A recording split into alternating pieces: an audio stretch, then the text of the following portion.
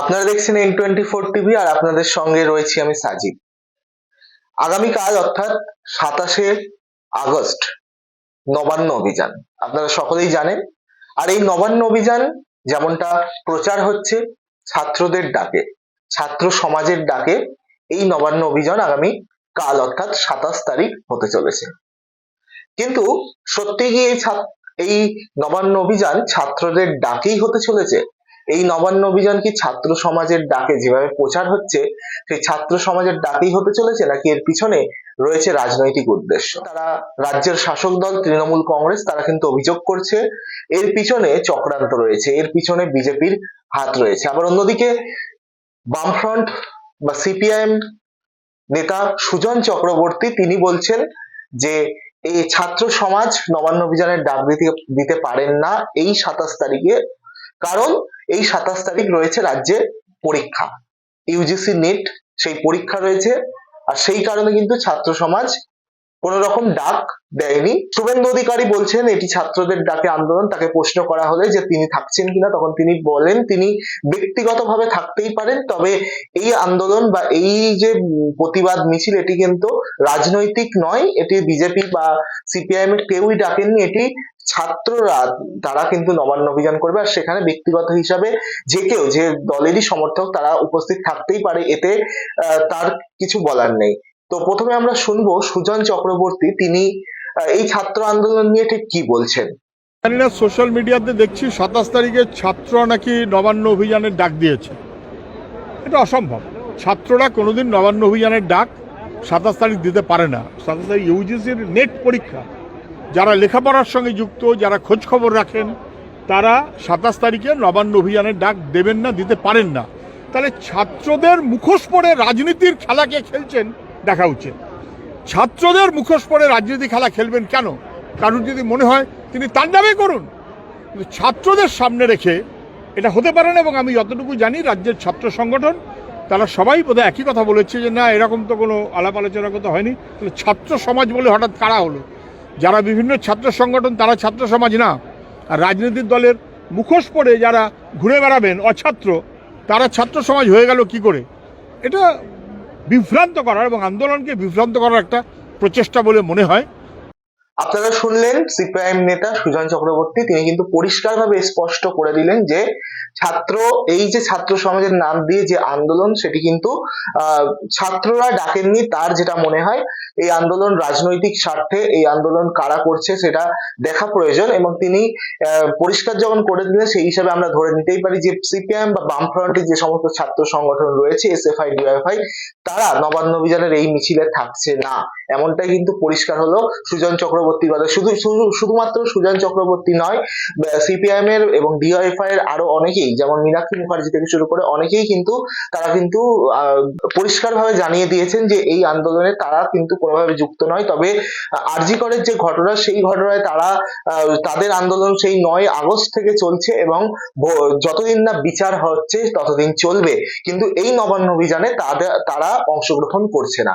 এই নবান্ন অভিযান নিয়ে রাজ্যের শাসক দল তৃণমূল কংগ্রেসের নেতা কুণাল ঘোষ সাংবাদিকদের মুখোমুখি হয়েছিলেন। তিনি ঠিক কি জানাচ্ছে শোনাবো আপনাদের। কালকের নবান্ন অভিযান বেআইনি এবং অবৈধ, কারণ কোন দায়িত্বশীল সংগঠন প্রশাসন পুলিশের কাছে অনুমতি দিয়ে ইন্টিমেশন দিয়ে তারা এই কর্মসূচি করছে না। তদন্ত সিজিওতে সিবিআই, মামলা সুপ্রিম কোর্টে দিল্লিতে, আর কলকাতায় নবান্ন চলো বলে রাজনৈতিক উদ্দেশ্য প্রণোদিত গদির রাজনীতি করা হচ্ছে।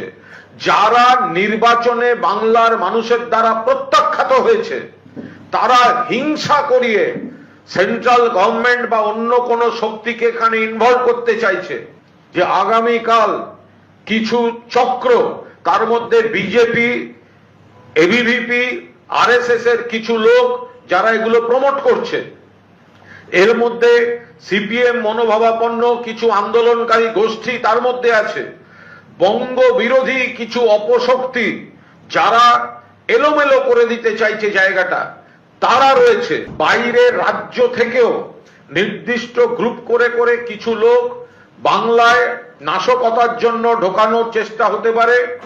পুলিশের পোশাক পরে, পুলিশের ভুয়ো পোশাক এরা তৈরি করে নিজেরা কোনো গুলি চালানো বা এমন কোনো কিছু করা যাতে সরকার এবং পুলিশ সম্পর্কে ভুল ধারণা তৈরি হয়। কাল পরীক্ষা রয়েছে, পরীক্ষার্থীদের যাতায়াত, শান্তিতে পরীক্ষা হতে দেওয়া, যারা ছাত্র সমাজ বলে ডাকেন তারা পরীক্ষার দিনে এই অরাজকতা তৈরি করতে পারে আদৌ? হতে মারাত্মক অভিযোগ করলেন কিন্তু কুণাল ঘোষ। তিনি বললেন বাইরের রাজ্য থেকে লোক এনে কিন্তু ঝামেলা পাকানোর একটা পরিকল্পনা চলছে। এমনকি তিনি এমনও অভিযোগ করলেন যে কিছু লোককে পুলিশের ড্রেস পরিয়ে বিভিন্নভাবে ঝামেলা সৃষ্টি করা হবে এবং পুলিশের নামে সেই দোষ চালানো হবে। এখন দেখার আগামীকাল অর্থাৎ 27শে আগস্ট ঠিক নবান্ন অভিযান কতটা সফল হয়। আর এই নবান্ন অভিযান নিয়ে প্রশ্ন করা হলে শুভেন্দু অধিকারী ঠিক কি জানিয়েছেন সেটিও একবার শোনাবো আপনাদের। ছাত্র সমাজের কর্মসূচি, এটা তো দলীয় কর্মসূচি নয় বা বিজেপির কর্মসূচিও নয়। আমাদের ভারতীয় জনতা পার্টি তার স্ট্যান্ড অনেক আগেই ক্লিয়ার করেছে যে যেখানে ভারতীয় জনতা পার্টি নিজেই কর্মসূচি করছে, আজকেও একগুচ্ছ কর্মসূচি রাজ্য সভাপতি ঘোষণা করেছেন। আর যেখানে ছাত্র সমাজ বা প্রতিবাদী জনতা, সচেতন নাগরিকরা পতাকা ছাড়া কর্মসূচি করবে, সেখানে ভারতীয় জনতা পার্টির সভ্য সমর্থক, ভোটার, নেতৃত্ব কারো যাওয়ার ক্ষেত্রে বিজেপির কোনো বাধা নেই। সিপিএম যেমন চায় যে মমতা ব্যানার্জির সরকারটা থাকুক, তেমনি ভারতীয় জনতা পার্টির লক্ষ্য এবং উদ্দেশ্য হচ্ছে যে আমাদের ডাক্তারি বোন, যার মর্মান্তিক বেদনাদায়ক সরকারি ধর্ষণ এবং মৃত্যু ঘটানো হয়েছে, তার অভিযুক্তরা চরমতম শাস্তি পাক।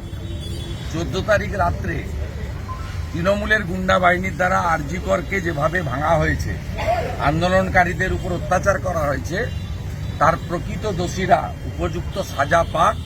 সর্বোপরি দফা 1 দাবি 1 মুখ্যমন্ত্রীর পদত্যাগ, এটা ভারতীয় জনতা পার্টি একেবারে অন্তর থেকে সমর্থন করে।